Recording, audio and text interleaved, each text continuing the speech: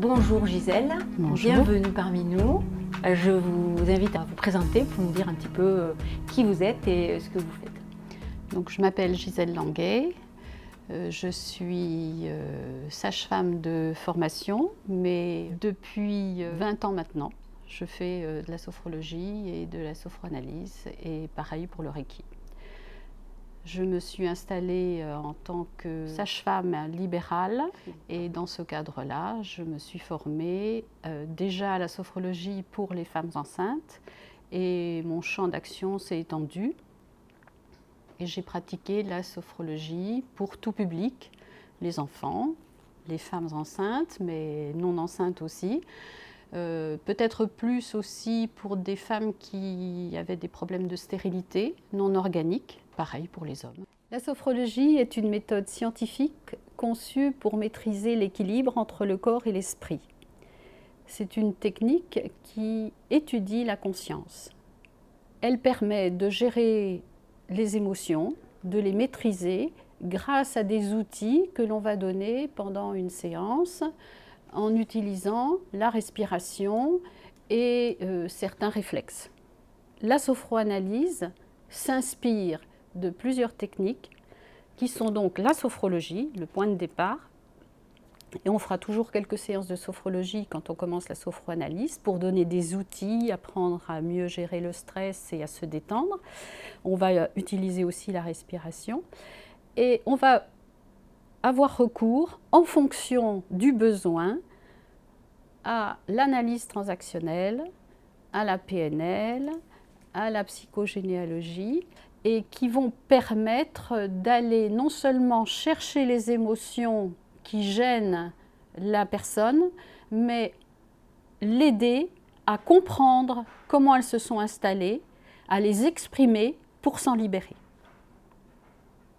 Voilà la technique de la sophroanalyse, c'est-à-dire qu'on va chercher sur le disque dur tout ce qui peut créer des blocages chez cette personne, raison pour laquelle elle vient consulter, et lui permettre de se libérer de ces blocages. La sophroanalyse, elle a été fondée par une femme médecin qui s'appelle Claude Imbert.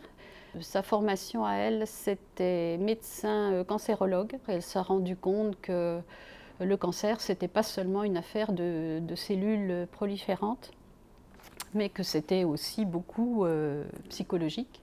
Et donc, elle s'est installée, elle a laissé tomber son métier de médecin, chercheur, et elle s'est installée en psychothérapie.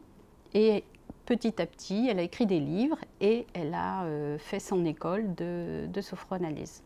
Une séance se passe de la manière suivante. La personne vient, on va parler de ce qui s'est passé depuis la dernière séance, de la façon dont elle a géré sa vie, si elle a des choses à dire, etc. Et ensuite, en fonction de ce qu'elle donne comme information, on va lui permettre de s'allonger, de se détendre et de remonter dans ce qui peut être une émotion difficile à gérer. Ça peut être pendant plusieurs séances, la même d'ailleurs. On va explorer et prendre un certain temps pour chaque séance en fonction du besoin. Et après la séance, on ne parle plus. Par contre, je vais lui conseiller d'écrire un petit journal, de restituer dans son journal tout ce qu'elle a vécu pendant la séance, de façon à ce qu'au prochain rendez-vous, qui sera en général quand on fait de la sophrologie tous les 15 jours, eh bien, lorsqu'elle va revenir, elle va me restituer ce qu'elle a compris, ce qu'elle a ressenti et comment ça évolue dans son quotidien grâce à sa compréhension. Voilà comment se passe une séance. Mais on ne parle jamais en sortant de la séance, comme on a remis du positif en principe, on ne va pas reparler de la séance tout de suite. C'est en fonction de ce qu'elle va vivre après qu'on pourra en parler. On va laisser la conscience agir tranquillement. Voilà, parce qu'il y a du travail qui va se faire aussi pendant les 15 jours qui suivent. D'accord. Et donc en sophroanalyse, on est surtout dans l'écoute ou dans on pose des questions Ah oui, c'est quoi qui il y a un dialogue. Il y a un dialogue. Oui. Il n'y a pas plus de prédominance de l'écoute ou du questionnement. Alors non, on ne laisse pas parler la personne, on va l'aider à aller en niveau de conscience modifié. Et à partir de là, à partir du moment où cette personne est en niveau de conscience modifié, on ne peut pas la laisser toute seule, ce n'est pas possible. Donc on va poser des questions, mais qui sont en rapport avec ce qu'on a évoqué quelques minutes avant. Et on pose des questions, elle répond, et en fonction de ça, eh bien, il y a un dialogue qui s'installe. Mais il ne faut pas oublier que le dialogue qui s'installe, la plupart du temps, ce n'est pas avec la personne qui est allongée, c'est avec le petit enfant qui est à l'intérieur de cette personne. C'est-à-dire que c'est les émotions de l'enfant qu'elle restitue. Donc il est obligatoire qu'on puisse dialoguer. Voilà. Et bien distinguer les deux. Donc d'amener la personne en niveau de conscience modifié, ça vise ça en fait, ça vise à faire taire l'adulte quelque part.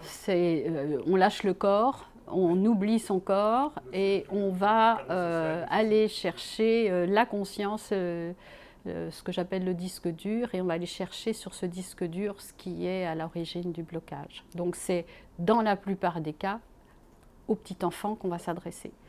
L'intérêt de la technique pour les femmes enceintes. Ça permet de mieux gérer le stress, de mieux gérer les contractions, d'avoir une autre façon d'accoucher. Là, c'est un travail de sophrologie pour le coup.